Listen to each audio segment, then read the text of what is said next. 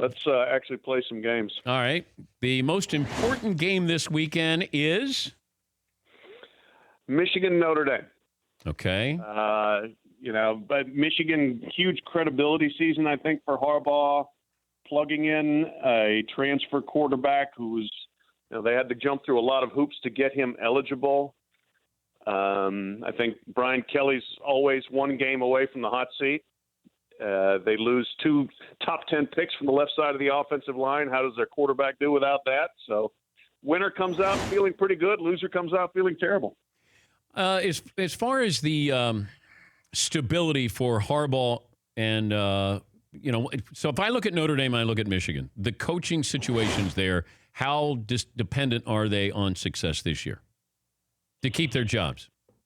Yeah, I mean, I think Harbaugh is going to keep his job unless the bottom falls out. But I think he would remove any cushion he really has, any cachet that he had built up rather quickly there would be gone if they don't have a very good season this year, because they really should. I mean, they've got a great defense.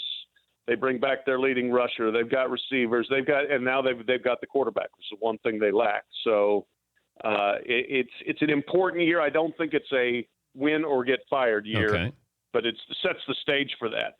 And then for Brian Kelly, it's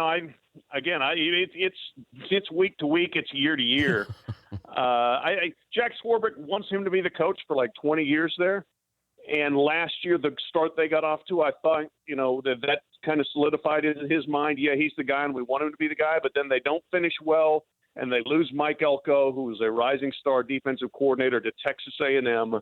And you're right back in kind of rebuild transition mode. So, there's always a question of how happy is Brian Kelly there, not to mention how happy is Notre Dame with Brian Kelly. And I go back to what I was told, this is probably 2 years ago, that this person wouldn't be surprised if John Harbaugh took over at Notre Dame. That, he decided he didn't want to stay at the Ravens, or the Ravens didn't want him, and it didn't work out with Brian Kelly. Like, that would be this scenario where you could see John Harbaugh taking over for Brian Kelly. What do you think of that? Well, that would certainly be interesting. John Harbaugh has had a long NFL run. If he's ready to try something new, he would be an incredibly attractive name. I think he's won Super Bowls. He's, been a very successful coach. The other name, obviously, that'll be out there is the guy who's living in Chicago now, who was the coach at Oklahoma, named Bob Stoops. I think he's pretty happy in retirement, but his name would come up immediately if there were an opening at Notre Dame. For more Dan Patrick Show, tune to Audience Channel 239 on DirecTV or download the Dan Patrick Show app.